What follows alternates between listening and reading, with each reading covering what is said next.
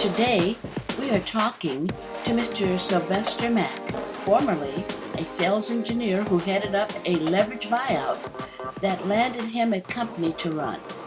Sometimes I have to convince my interviewees that they are part of the history of Silicon Valley. Started your own company and how that happened and how you got here and all that good stuff.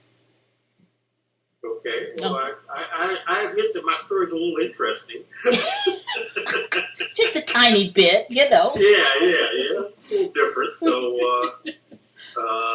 where do you want me to start? So tell me. I was born. Yeah. Just tell me where you were born, how you got to Silicon Valley. Okay. I was born in Louisville, Kentucky. The oldest of three siblings. Grew up in a home with my mom and my dad. Both of them were government civil service workers, low end of scale, GS2 or GS3. Okay. My dad worked out at, he's ex-Navy in World War II, but he worked out at Fort Knox, and my mom worked for the Navy Department across the river in Jeffersonville, Indiana, at the Naval Ordnance Plant. They used to rebuild the big guns for the ships. And she was a clerk there. Went to all black schools. Matter of fact, I never went to school with a white person until I got to high school. There was one white guy who's an Italian guy, Anzolini, so he was maybe half black. So, but both my mother and father were fairly intelligent. My mother had graduated second in her high school class, Central High School, same high school that Muhammad Ali went to. I went to Central also, and I graduated first in my class. Okay. Valedictorian class of about 430 students. And because I was pretty much a straight A student all the way through to that point, I was particularly strong in math and science. So I was, when I was evaluating what I would do for a career to get me out of this housing project that we lived in all my life, I kind of settled on engineering. Okay. And so doing my due diligence, I had narrowed it down to a number of schools. I graduated from high school in '67, so the thought of coming south from Kentucky was something I really didn't consider. So I looked at schools like Northwestern, Purdue, Missouri Rolla, Carnegie Mellon, some others. And I wound up being a National Achievement Scholar, which is kind of the black division of National Merit. So I had won that time, $6,000 scholarship to go to college. So, that won't pay for your books nowadays. But yeah, that was a fortune then, though. Yeah, but that $6,000 pretty much paid for my tuition and fees for the 4 years I was at Purdue. So we actually, Purdue, the year I came out, started recruiting black students who didn't surprisingly play football or basketball. Because up until that time, Purdue at the time I got there was like 26,000 students, of which there were about 200 black students, and most of them had a football or basketball in one hand or the other. Okay. Yeah. Of those 200, we had about 25 or 30 black women. So it was because of Purdue was geared towards engineering and technology. In the state of Indiana, if you wanted to be a teacher, you went to IU or Ball State. If you wanted to be an engineer or a technician, you went to Purdue. So, wound up going there. Was shaken to my core. I was a straight A student through high school. I got the first 2 D's in my life the first semester at Purdue. So they broke me down and let me know I wasn't all that in a box of chips. Okay. Reality had to set in eventually. Yeah, it set in real quick, and I was shaken to my core. I remember getting on a Greyhound bus and going home for Thanksgiving, and I was about 175 miles away, and I didn't know if I was going to make it. I tell you, because I had never been through anything so tough. But I came to find out that that was a standard operating procedure at Purdue. they don't hand out degrees at that school. It's tough to get through that school. And so once I got up to speed and figured out how you study at this level, and actually ended up having my best grades when I was in school in my sophomore year. Mm-hmm. Mm-hmm. I played an instrumental music starting in the 5th grade, so I played trombone. So I've been marching in high school, and I ended up marching and playing in the band at Purdue for 4 years. So that was my major activity until I pledged fraternity, Omega Psi Phi, in my sophomore year. Mm-hmm. So I became an Omega. So between those two activities, that was a big part of my social life, and to this day, it's still a big part of my life because I'm very much into electronics and music, and I'm very much into my fraternity, and so I've been active. I like them and all that good stuff. So, got my degree in 4 years, and typically for Purdue, the average is 5 to get through that school. Yeah. But I got through in 4 years. I had to take 23 hours the first semester of my senior year and 21 hours second semester to get out on time to make up for some courses I flunked my junior year. Right. But my money ran out after 4 years, so I didn't have the option of coming back for another semester. So we got out, and I got my first flight on an airplane to go to some of my interview trips, and I made, I think, 6 trips, and I got 5 job offers. So ended up going with a company that's actually based in my hometown, American Air Filter. They did HVAC, air filtration, air pollution control equipment, and I became a sales engineer. So surprisingly, although I majored in electrical engineering, I found out when I was still in school, due to the summer jobs I had, I worked 2 summers for General Electric. I really didn't like doing engineering design work. I found it dull and boring, actually. And so I didn't ditch my major. I just, when I started interviewing, I looked for sales jobs or manufacturing or anything other than design. Right. And so I took a sales engineering job, got shipped off to a sales office in Detroit. I had asked to go to San Francisco, but they gave me Detroit, which was cool because I had relatives, a lot of aunts and uncles up there. All my father's sisters and brothers lived in Detroit. So as a kid, we used to do summer trips up to Detroit. So I was somewhat familiar with Detroit. But one day in 1976, the manager asked me if I would consider a transfer to the San Francisco office. I thought about it in a nanosecond and said, yes, I'm out of here, So that's how I got to California. Okay. And I stayed with that company until 1979 when they wanted to move me back to Kentucky into a marketing role there. And I said, I don't want to leave California. They said, well, Sylvester, if you don't leave, you don't have a job. I said, well, I guess I don't have a job. So at that point in time, we parted ways. And so I started off kind of at rock bottom, living with a fraternity brother on the east side of San Jose until I landed a job with Applied Materials, which is now the largest semiconductor equipment manufacturer in the world. So I went in as a marketing engineer with them. One of the benefits of having that engineering degree is that I spent my whole year in technical fields, primarily sales and marketing related, but I had no issue with picking up the technology and then being able to talk to other engineers who I'm trying to sell some equipment to or whatever.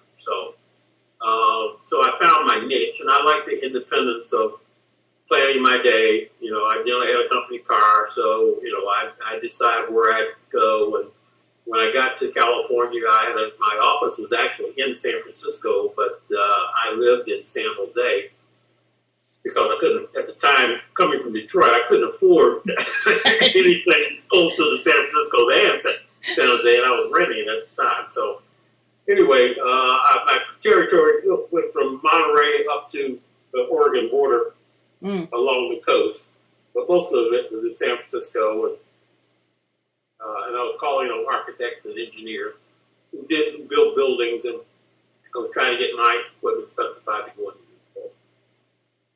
And then I was working with contractors, who were the people who actually buy the equipment to put into the building. So you're doing technical sales to one group, and you're actually selling equipment to another group. Once I got to Applied Materials, I became a marketing manager, and I began to travel internationally. I supported our sales reps in Europe primarily, and so I got my first trips out of the country to go support them in the field, and I would host international visitors who would come into the factory. I was promoted from product marketing engineer to product marketing manager, and then I became a key account manager for AMD and Intel for Applied Materials. So that was the job I had until I ran afoul of some higher-ups who didn't like my style. Yeah. So I had to find somewhere else in the company, and I did. And then when we hit a downturn, I got laid off. So for those roughly 2 months, the only time in my career where I didn't have a job. To explain to me what your style was. Well, it can be political because the person complaining about me was a person of Asian descent. Because a lot of the decision makers in the semiconductor industry in Silicon Valley many of them are Asians and Indians. Mm-hmm. My style, that's how my boss conveyed it to me. They just didn't like whatever it was I was doing. Although, in my defense, I said, well, what customer is complaining and what did they have to say? You never get a straight answer. Yeah. So, although I was technically laid off, I was being paid as a consultant, doing some marketing studies for the boss I had before I got laid off. And then in fairness to Applied, they did offer me a job once I found a job with a competitor. And so they did offer me a position back, but I figured I had enemies in high places. Uh-huh. And so particularly when you're in sales and marketing, there's a lot of politics involved.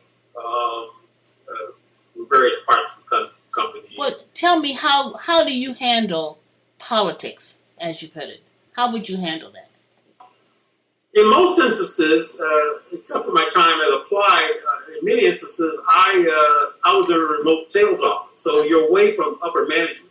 And so you're really only having to deal with your immediate boss, who's typically a sales manager or a director of sales, and he's reporting to a VP somewhere else. And so for the most part, you're left to do what you do. As long as you bring in results, it's a pretty nice place to be in my mind. Mm-hmm. But when you're close to the home office, and in my case, I was a key account manager. So although I didn't have direct sales responsibility for all of Intel and all of AMD, because they have plants in Albuquerque and in Texas, and they have plants in Silicon Valley. Although I would call on some of the spots in Silicon Valley, there was always a layer of salespeople in these other places who had direct sales call responsibility, and I was supposed to manage their interactions with my two key customers. So I had kind of a sales/management role.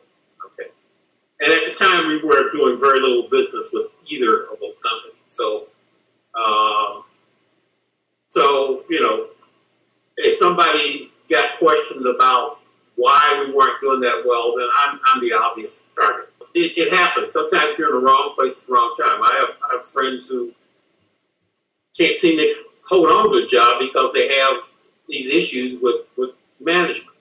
Somebody doesn't like the way they do it, or they, or maybe there's something wrong with that individual. I don't know.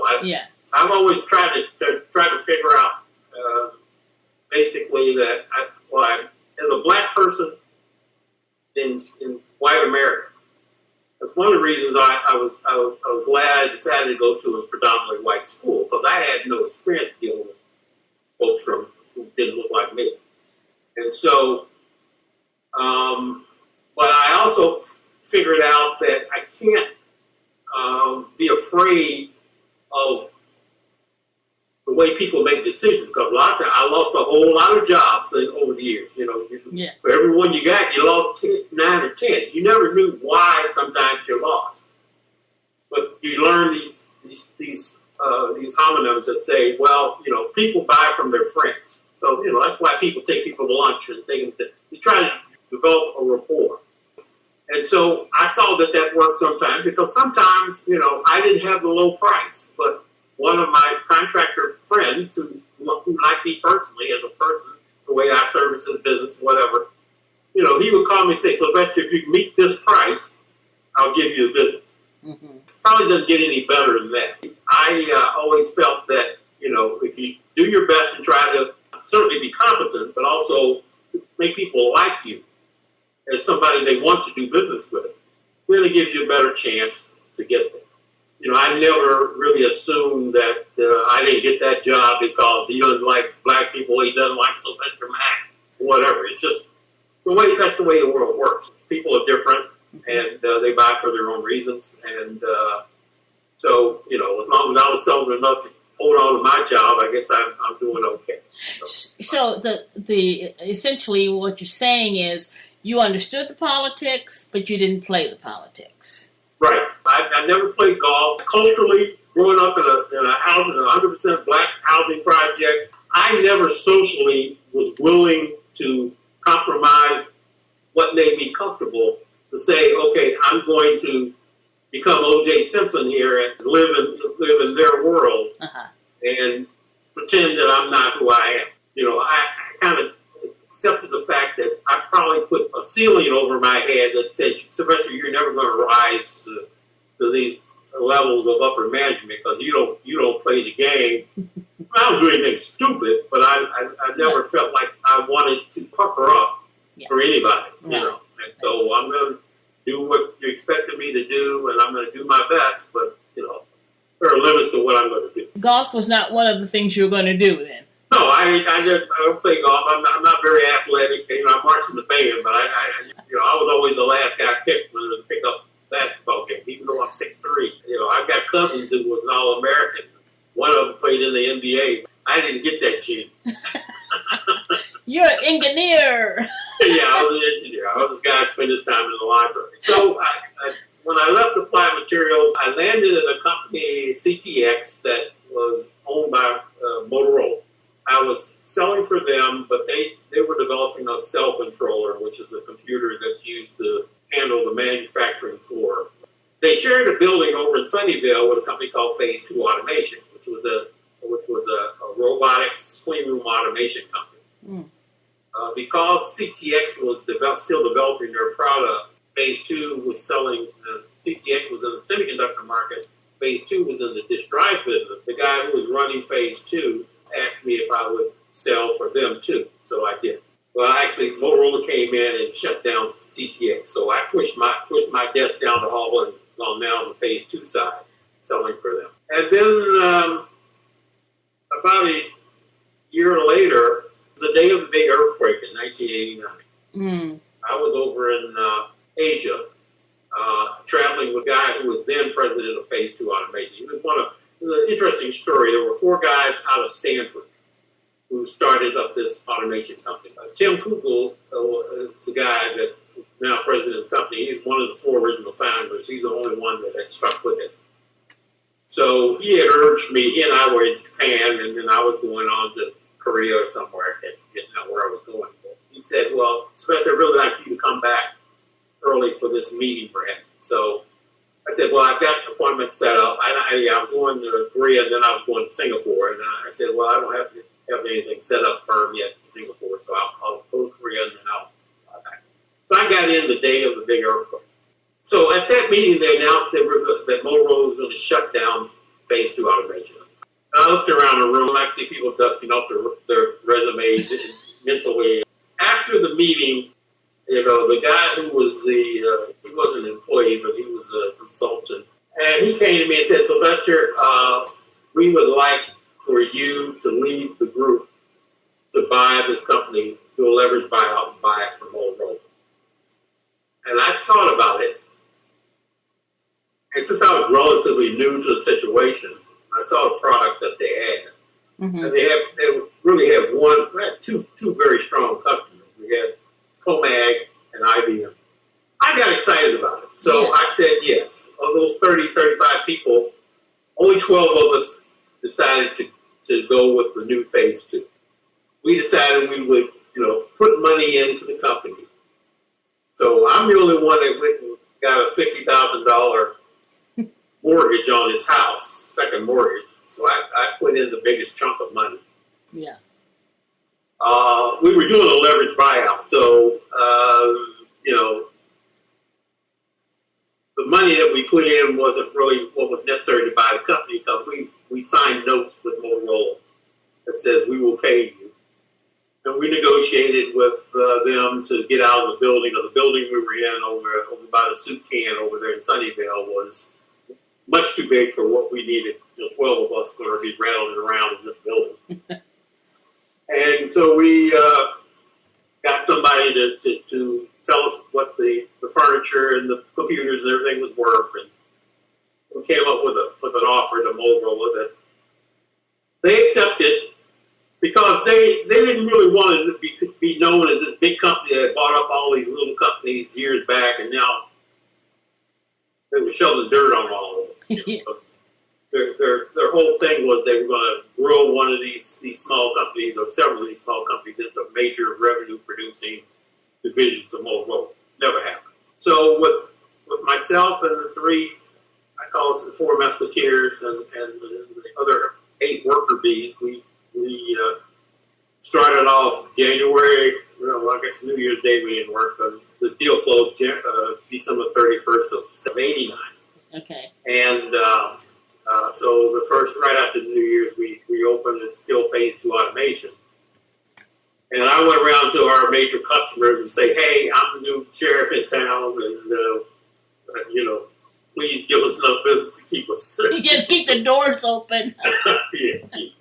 And as the tale unfolds, we were profitable our first year. Okay. The 12 of us, and we did roughly $2 million in sales. And again, it was because there's a fellow named Ellery over at Comag. He was in charge of the test systems at Comag. And phase 2 had built the robotic system that did the testing. Uh-huh. And this was a black man. Okay. And so the day I walked in there and told the president of Comag and others that I'm the new sheriff in town and please give us some business, Ellery was delighted, And he said, so Sylvester, don't worry, I got you. So, we of that first $2 million that we made, we got one order from Comag that was worth over $700,000 of that. What was the name of the black gentleman at Comag? Ellery, I think his last name was Blake. Blake. Ellery. Yeah. Okay. And there was also another black man who was like badge number 5, I think, at Comag. He was actually a fraternity brother of mine. Oh. He was a little bit more of a tougher nut to crack, but he was in charge of automation. He was a little more skeptical. Not that he had anything against me or phase 2, because the test department decisions had not really been his. It took him a little longer to come around, but he eventually did. So Comag was my largest customer. I ran this company, this automation company, for 10 years. It went under in 2000. So from 1980, we had increasing sales in 81, 82. There was a downturn. We almost went out of business in 83, 84. Then it came back. And one of the interesting stories was my second biggest customer was IBM. IBM was also a technology leader. So IBM developed a process called lube, which you dip the disk in a hard disk drive. The data resides on a disk, and the disk is what's spinning inside of the drive. And the heads fly over the disks. And if the head should come in contact, let's say you shut the drive off and it comes in contact, if the head rests on the disk, there's a phenomenon called stiction. So it kind of gets there, and then when you try to fire it up again, it kind of wants, because of electromagnetic forces and other things, it wants to stick there and doesn't want to let the thing turn. And it can lead to failure of the drive. So IBM developed this process which puts this secret sauce on the disk and solves the stiction problem. Nobody was doing that. So IBM developed this process. And because some of the higher-ups at IBM saw that, one, phase 2 is now owned by a black man. We've got all this business we do with the U.S. government. And they're always asking us, well, how much of your business goes to minority? And they can look on their books and say, well, we got this janitorial service, and we got this one, and we got that one, but nobody builds major equipment for us that we use in our production, except phase 2. And now they're a black-owned company. So they were delighted when I walked through the door. And so they told me, well, Sylvester, you go down here and join the minority supplier development group that are supposed to put together minority vendors and big major corporations. And so I did. And more importantly for my company, by the development of this lube process, we also developed the automation for that lube process, working with their engineers in San Jose. And so once they got that into production, we ordered a bunch more lube machines. But then the other people that we were selling to, Seagate, Western Digital, and Comag, they of course copied IBM, and they started doing lube machines. And so when the word got out, when I told them that we were doing lube machines for IBM, we ended up selling lube systems to everybody. And so that powered our growth 94, 95, 96, 97, from the $2.5 million range to, at the 97, we were up around 10 million. Now, well, 9.3, the high one. Pretty close. Yeah. So at that point, my personal plan was, I had a plan that I wanted to retire by age 50. So 2000, I would have been 50. We hired a firm out of Walnut Creek to tell us what it was worth. Because, in the world of private business, yes, we had stock, but it was all internal. So, a business is only worth what somebody will pay you for it. Right. Okay.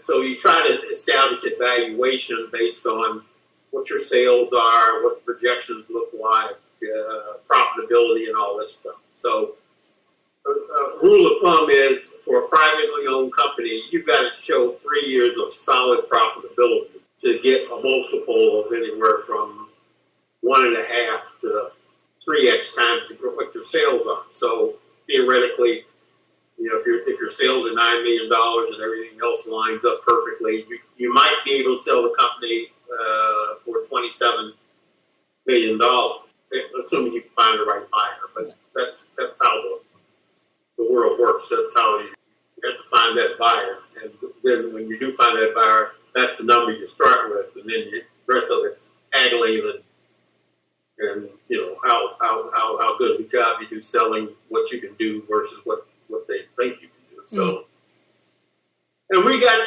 that close, very, very close to selling the company. I would have walked away after a couple levels of taxation with about $3.5 to $4.5 million. Mm-hmm. And I would have had to stay on for a year and a half, 2 years under some non-compete clause to make sure there was a smooth transition. But that was my personal plan, and I would have, by very close to my 51st, 52nd birthday, I would have been on a beach in Caribbean. You would have been home free, as they say. Yeah. And luck would have it, we hit another big downturn, and the company I was negotiating with, they were flying me, we were very serious, they were flying me around on their corporate jet, and I was visiting other companies around the country that they had bought and talking with their management to see, what the transition would look like. So things were trending very, very well. And they were half $500 million company, so they were big enough to give me my little money. But their board their president came under fire because they were an automation company too. And the thing about automation is when business turns down, the spigot gets shut off. So your customers quit buying the automation equipment because they fear they can do, they got enough right now. Particularly if you're in a downturn and your production goes down, you don't need to buy more automation. So it's a purchase that can easily get deferred. Yeah. On top of that, my company was strictly focused on the disk drive business. That had been kind of headquartered in Silicon Valley. Disk drives were developed by IBM, and the rest of the industry had grown up in Silicon Valley. And so, but by this time, they had started moving production offshore. So IBM built a big plant in Shenzhen, China, which is right up the other side of Hong Kong. Mm-hmm. And Comag had built plants in Malaysia. Seagate had built plants in China. And Western Digital, they were moving towards China also. So we didn't have really any patented technology. We had know-how. We knew how to do it, and we know the tricks of the trade to move stuff around in a clean room and not generate particles, which breaks the yield. So, but it wasn't rocket science. So once the buying decisions started to move offshore, in my first 6 years, all of the buying decisions were still right there in San Jose and in Silicon Valley. Mm-hmm. But now people who didn't look like me were in charge, and IBM started letting go of some of the reins they used to have, but they used to say, no, you buy this, and because they wanted to make sure the process that they did in San Jose was the same one they were doing over in China. Mm-hmm. And so but once those decisions started moving offshore, I could start to see the handwriting on the wall. So we started losing the ability to get any more orders because this downturn it lasted about a year and a half, mm-hmm. 2 years. So the orders went from 9 million in the previous year down to maybe we did 2 million the following year. So by this time I've got 43 employees, and so by the middle of I think I ended up closing the doors in April of 2000. April of 2000. Yeah. So we ended up taking the remnants of the company and melding it with the company that I ended up working for in my last 14 years out there in the working world, a company called Optical Associates.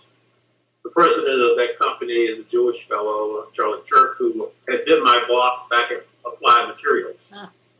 And when I had phase 2, I had asked him to be on my board of directors. So he was one of my outside directors too. And at our high water mark, we were more profitable and a little bit larger company than him. But we folded up, but we still had customers. So we had to convince them that we were still capable of doing projects for them. Mm-hmm. But the project, the order level had certainly decreased, and we were able to get some significant orders over the next couple of years. But it gradually wound down such that it wasn't a significant part of Optical Associates business anymore. And so I took the title of Vice President of International Sales and Marketing. So I was traveling to Asia for 2 weeks at a shot 3 or 4 times a year, riding herd over our reps in the various countries.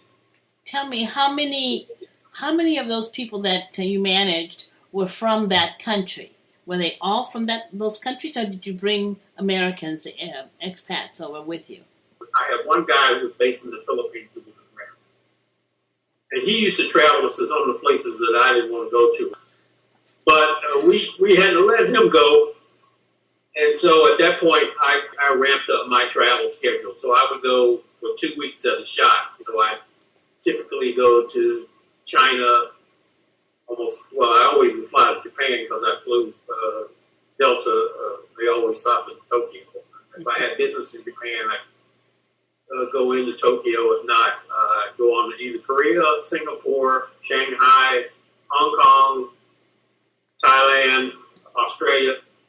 English is the language of business, particularly if you're going to be in high tech or you're going to be doing business with the West. Almost everybody has some ability in English. But what about culturally? Did you have to change your behavior from country to country, or did they acquiesce to you? There are cultural differences, certainly between the Koreans, the Japanese, the Chinese. In Singapore, you got a very different mix. But except I was still old school, so I wore a coat and tie almost every day when I traveled. In Japan, of course, you don't go anywhere without a coat and tie. In Singapore, nobody's crazy enough to walk around with a coat and tie. It's too hot. Okay, and so your salespeople are dressed in a dress shirt or just a shirt, and that's acceptable. So I wear dress slacks. Leave the coat in the hotel. China, it was. I always erred to the side of having a coat and tie. Most places, the only place I really dress down would be in Singapore. In Singapore, everybody takes their coat off. I would imagine Singapore and in the West, in America, you didn't have to really dress up, did you? Well, yeah, it generally was more formal than it is now in the U.S. Because a lot of places people don't wear coats and ties anymore. Language is not really that much of a problem. In some instances, all of my reps who were, let's say, native Chinese, many of them were, or indigenous Chinese. They spoke very good English, most of them. So when we were talking with a customer that didn't have a good comprehension of English, and I would speak a little bit. They translate, so I had a translator there all the time. Yeah. I consider a lot of the people that I work with as my friends. I mean, when my first trips to Asia, I counted up in my passports. I probably made 50 trips to Asia for my working career. So I've been to the Great Wall 3 times. I've been to the main tombs, and so previous trips I'd seen the sites. But they always made sure that if I wanted to do something on the weekend, because I had to decide where I was going to spend my weekends.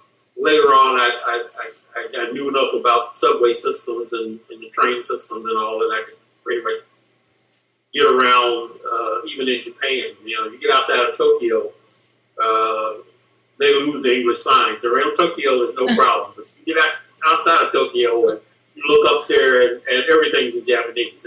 But invariably, there'll be a little white-haired lady will come over and say, "May I help you?" with perfect English. And they'll tell you, I said, I got to get back to Tokyo. Which way do I go? Yeah. So it was never a problem. As many times as I've been to Shanghai, I only had one taxi driver who understood English. So you learn pretty quickly that before you leave your hotel, you have a card of the hotel so you can show it to somebody so they'll get you back. And then you have them fill out in Chinese where it is you want to go. So just hand them a card because 99 times out of 100 they don't speak English. So, just little tricks of the trade that you learn traveling as much as I did. So, did you ever go into mainland China though? All the time, yeah. So, what was it like dealing with a communist country? Americans have this image that it's this terrible communist country. Yeah. First off, I made my first trip to China in 1984. Just married Paul in '83, and my first trip, I spent 19 days in China. I was traveling with a fellow that had been born in Beijing. But in 1984, China was still in the dark ages. Yeah. I mean, literally, we flew into Beijing. First, I flew into Hong Kong, which was eye-opening. Hong Kong is one of the most metropolitan and most interesting places to visit on the planet. And then we flew into Beijing, and this was back in February. And we got into the Beijing airport. There were all of these very serious guys with submachine guns standing around, and got off the plane. We walked down a ramp onto the tarmac, as I remember, and then into the building. There was almost nobody in this huge airport. So this was before China even started developing. People lived in huts, and there was a lot of construction going on, but they were moving their population from these, what I call them, hovels, to these high-rise buildings. High-rises everywhere. Yeah. But they had no concept of landscaping or anything like that. So Beijing is kind of like where Chicago is in the United States. It's cold, winds come down to there, and the dust is, it's like nuclear winter. Literally, my first 10, 12, 15 trips to China, I never saw the sunshine.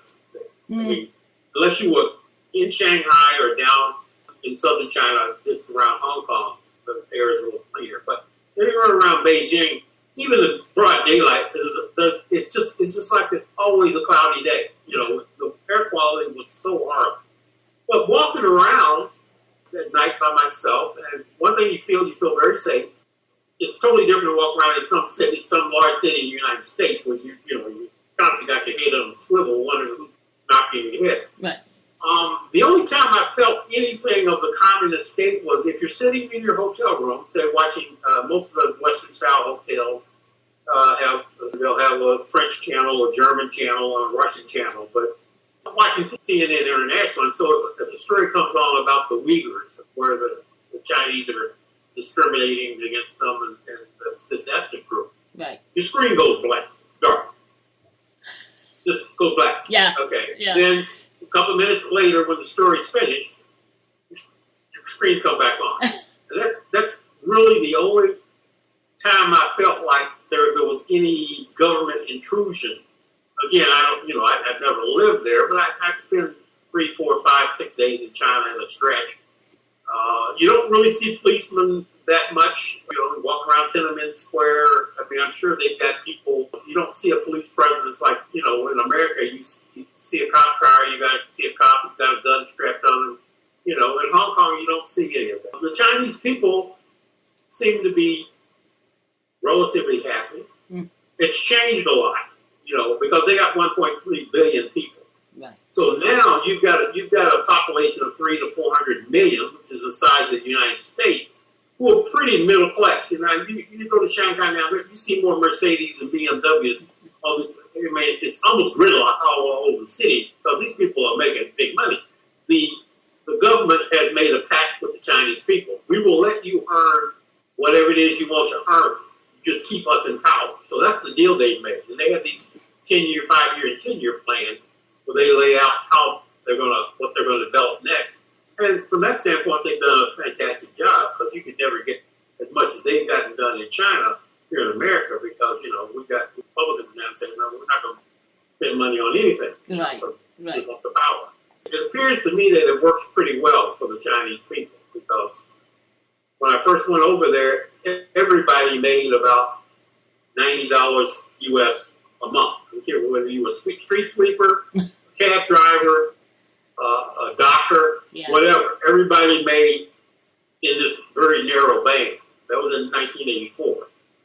Now you got, more multi-millionaires than you got here in the United States. So, and everything in between. So people fly around and, they got several Chinese airlines. And train stations are crowded. The airlines are packed. And people seem to be living reasonably good lives. Right. Well, my first trip, I was talking to one of the guides who was showing me around, and she kept looking around. And I said, "What are you looking for?" And she said, "Oh, you have to be very careful. I'm not supposed to talk." You're not supposed to talk? This was in 1984 because I was a foreigner. Oh. And she was assigned to me. My purpose for visiting with her, I was there to visit a factory because we were, company Applied Material was thinking about selling some of our older product lines in Chinese. And it would be my call whether I felt comfortable with what I saw about the factories they were going to build it in, and whether or not they were capable of not giving our reputation of black eye if we turned it over to them. Yeah, but she couldn't talk to you, and she's guiding you. She did. Yeah, she wanted to know about my Western lifestyle. Like, she'd ask me questions. Well, how many TVs do you have? Yeah. I had to count them up. We had 6. Well, back in those days, there was one TV in the village. You could see it. And everybody in the village would come out, and they would all be watching whatever the one program was in the evening. Because it was either that or nothing, Yeah. And so, again, this was back in the dark ages of 1984. Now, that's not the case anymore. But so she was just interested.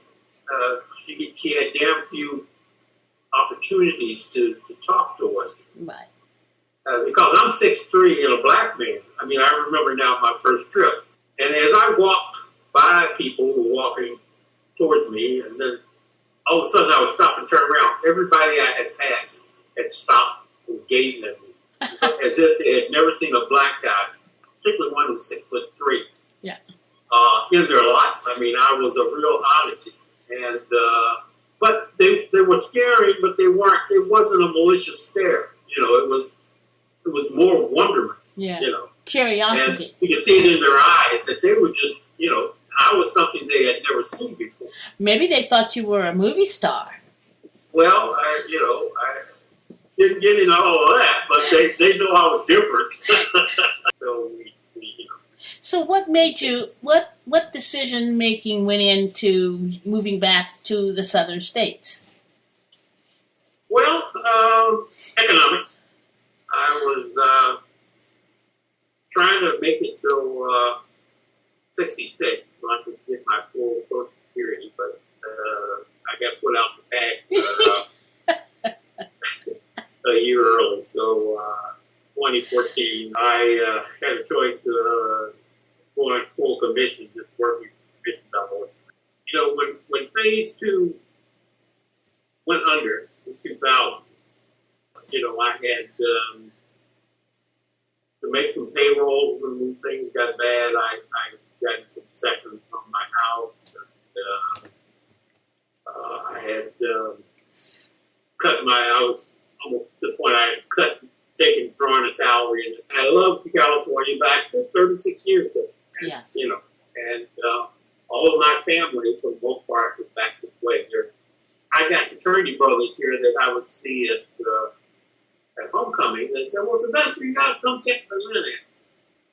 I had been to Atlanta a few times, but once I got into it, I found out that I could build a house, but what I could buy one that's already built. And on our 4th trip to Atlanta, my 4th trip, and following me 2 trips, on the very last day, we came to the house we eventually bought. You come and we can block out some dates, and we'll show the dirty South. Okie dokie. Thank you so much. I really appreciate it. Thank you, Sylvester, for sharing your experiences with us. You persevered through a changing market and social issues. Your positive attitude and intelligence are an inspiration to those looking to make their mark in the world of tech. You will inspire all those that wish to make it on their own. Thank you, Sylvester Mack, and thank you for listening.